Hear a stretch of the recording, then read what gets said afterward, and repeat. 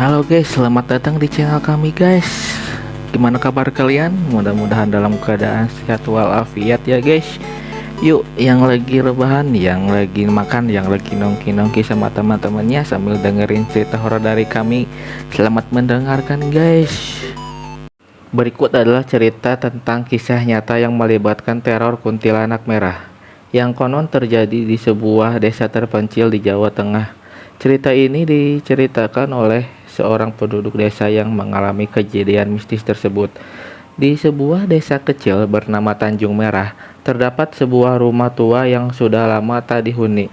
Rumah itu berada di tepi hutan bambu yang lebat, dan masyarakat setempat menganggapnya angker. Banyak yang percaya bahwa rumah tersebut dihuni oleh makhluk gaib, terutama kuntilanak merah yang sering muncul di malam hari. Semua berawal dari ketika seorang pemuda bernama Joko memutuskan untuk tinggal sementara di rumah tua itu. Joko yang baru saja pindah dari kota tidak percaya pada cerita-cerita mistis.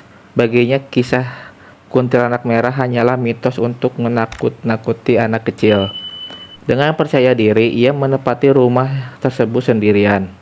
Pada malam pertama, Joko merasa suasana rumah itu sangat sunyi. Angin yang bertiup membuat daun bambu di sekitar rumahnya bergesekan menimbulkan suara seperti bisikan. Namun, Joko tidak menghiraukannya. Ia menyalakan lampu minyak dengan membaca buku untuk mengisi waktu sebelum tidur. Ketika malam semakin larut, tiba-tiba terdengar suara tawa melengking dari arah hutan bambu. Suara itu terdengar nyaring yang menyeramkan. Joko sempat berpikir itu hanyalah suara hewan malam, tetapi suara itu semakin dekat. Rasa penasaran membuat Joko memberanikan diri keluar rumah untuk memastikan sumber suara tersebut. Ketika Joko melangkah keluar, ia melihat sesuatu yang aneh di antara pepohonan bambu. Ada sosok wanita berbaju merah dengan rambut panjang terurai, berdiri membelakanginya. Tubuh wanita itu terlihat membungkuk seolah sedang mencari sesuatu di tanah. Joko memanggilnya, namun wanita itu tidak menjawab. Tiba-tiba wanita itu berbalik mentambahkan wajah yang hancur dengan mata yang melotot menyala. Dalam sekejap sosok itu menghilang begitu saja. Sejak malam itu, Joko sering diganggu oleh kehadiran kuntilanak merah setiap malam. Suara tawa melengking terdengar semakin dekat, disertai bau anyir seperti darah yang menyengat. Barang-barang di rumahnya sering berpindah tempat tanpa alasan yang jelas. Bahkan beberapa kali ia merasa sesuatu yang duduk di atas dadanya ketika tidur, membuatnya sulit bernapas.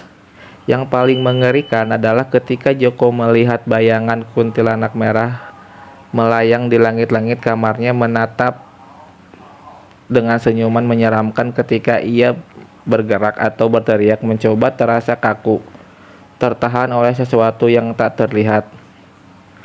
Penduduk desa mulai memperhatikan perubahan pada Joko. Wajahnya pucat, tubuhnya kurus dan matanya selalu terlihat cemas. Ketika beberapa warga menanyakan, Joko hanya menjawab singkat, "Saya baik-baik saja." Namun mereka tahu ada sesuatu yang salah. Karena tidak tahan lagi, Joko akhirnya bercerita kepada seorang tetua yang bernama Pak Karto, yang dikenal sebagai kemampuan spiritual. Setelah mendengar cerita Joko, Pak Karto mengatakan bahwa rumah tua itu memang angker. Konon, puluhan tahun lalu, seorang wanita Bunda bernama Sari ditemukan tewas mengenaskan di rumah tersebut. Tubuhnya penuh luka dan darahnya menggenang di lantai. Sari diduga dibunuh oleh kekasihnya sendiri, yang kemudian menghilang tanpa jejak. Arwah Sari yang penuh dendam itulah yang dipercaya menjadi kuntilanak merah. Pak Karto memutuskan untuk membantu Joko dengan melakukan ritual pembersihan. Pada malam Jumat Kliwon, Pak Karto bersama beberapa warga desa pergi ke rumah tua itu untuk mengusir kuntilanak merah. Mereka membawa sesajen, kemenyan, dan air doa. Ritual dimulai dengan membakar kemenyan di setiap sudut rumah sambil membaca doa-doa khusus. Namun, selama ritual berlangsung, suara tawa kuntilanak merah kembali terdengar. Kali ini lebih keras dan marah. Lampu minyak yang menyala tiba-tiba padam dan angin kencang menerobos masuk ke dalam rumah. Salah satu warga yang ikut dalam ritual tersebut tiba-tiba jatuh pingsan, tubuhnya gemetar hebat. Pak Karto meminta semua orang tetap tenang dan melanjutkan doa. Setelah beberapa jam, suasana mulai tenang. Pak Karto mengatakan bahwa arwah Sari sudah ditenangkan dan tidak akan mengganggunya lagi. Namun ia memperingatkan Joko untuk segera pindah dari rumah itu. Setelah kejadian itu, Joko segera meninggalkan rumah tua tersebut dan pindah ke desa lain.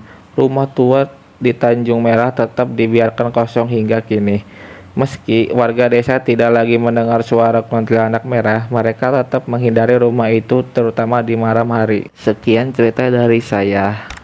Jangan lupa subscribe, share, komen, dan like. Terima kasih. Assalamualaikum warahmatullahi wabarakatuh.